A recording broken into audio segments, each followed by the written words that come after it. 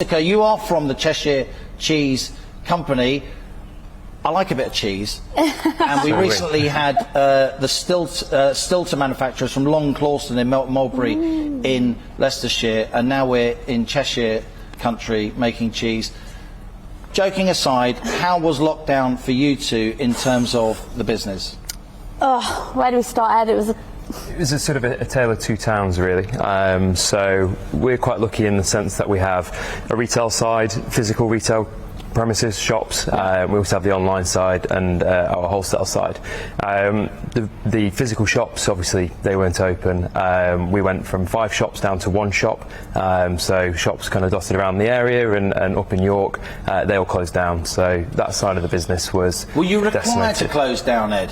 Yes. Because so, supermarkets were allowed to stay open. Yes. And I often thought, this is unfair on smaller food retailers. Why are the supermarkets getting this leg up? They need at least... So a lot of our shops are in sort of designer outlets, sort of like retail, like the clothing places. So we had shops there dotted about, so they had to close because the whole retail centre closed down. The ones on the small sort of touristy high streets, there was nobody out. So it's sort of like a little Bakewell just down the road in the Peak District. There's nobody going there because we solely rely on tourists there. Sure. Did you ever fear for the future of the business, Sophie? A lot of businesses, went out of business during lockdown. There's no shame in it. It's sometimes a necessity. Did it ever come close for the Cheshire Cheese Company? I mean, from the market side, yes, because, we never knew when the Christmas markets were going to start up again. We lost like 1.5 million in kind of shop being closed.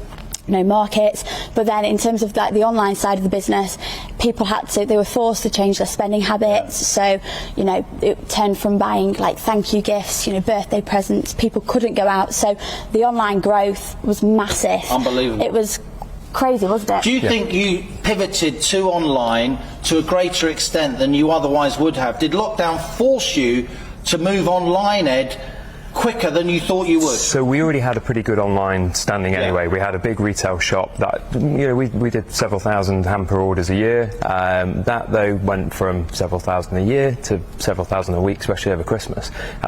So the online growth from sort of pretty much as soon as we hit the lockdown, sort of end of March, was just shot up. And we were quite sort of forward thinking in the way that we tried to what we were putting out there was to try and suit the people's needs at the times, whether it was just a multi-buy of cheese, whether it was a birthday present, whether it was a Christmas present, whether it was the hampers or things like that. So we tried to be as forward-thinking as possible, and because we were already there, we already had the infrastructure, we had the warehouse with the fulfilment centre. We were kind of already prepared for it. We weren't quite prepared for the number of orders we were getting, and we actually had to turn the website off over Christmas. Wow. So in that sense, it was fantastic. But from a retail, your business is quite a lot bigger now than it was at the start of lockdown. The online section is yes. So the wholesale side... Has it replaced what you lost on the retail side? Yes, but at the same time, they're sort of owned by different directors in terms of like how they're run. So the director of the retail side, the physical retail side... My dad. That business has completely been destroyed, and it's slowly building back up again. Whereas the online side has grown massively. And then the wholesale side, that obviously when all the shops closed, the only people we could sell to were your local farm shops, and a lot of people were changing to go to those instead of your big supermarkets. But then a lot of our sort of high street retailers like Selfridges and people like that, they'd all closed. So we missed a hell of a lot of trade throughout the year and throughout Christmas because those places just weren't open. So we had to again adapt from a wholesale point of view to who we were selling to.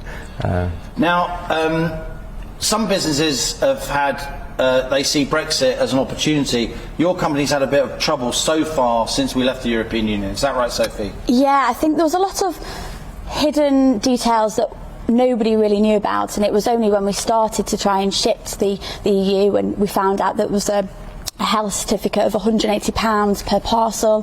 So if you want to ship like a little £40 cheese hamper to your auntie in Spain, you'd have to kind of fill out the £180 health certificate and had to be vetted. So it just became far too expensive and making it almost impossible. There was no help from the government to try and help us pay extra staff to fill in these extra forms, and it just made it really difficult. And yeah, we've had, from a customer point of view, a lot of people really, heartbroken that they can't have cheese. And just overseas. briefly, Ed, we're reading lots about the cost of living crisis. A lot of our viewers are feeling the cost of living crisis. Inflation is high. You're using lots of raw materials that are becoming increasingly expensive. Are you having to push your prices up? Are you having to pass on those supply chain price pressures to customers? Absolutely, yeah. So just recently the price of milk's gone up again. We've always absorbed the cost over the last 5 years. We haven't had a single price increase, whereas now we've had to increase our cheese,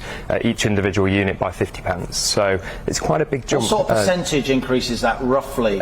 So we typically retail at £4.50. Okay. Now they're retailing at around £5. So it's quite chunky then. Yes. It's more than sort of, because headline inflation is 5.4%. That's the consumer price index. Yeah. I've always suspected and said many times to On the Money viewers, actual inflation in the supply chain for manufacturers is much higher.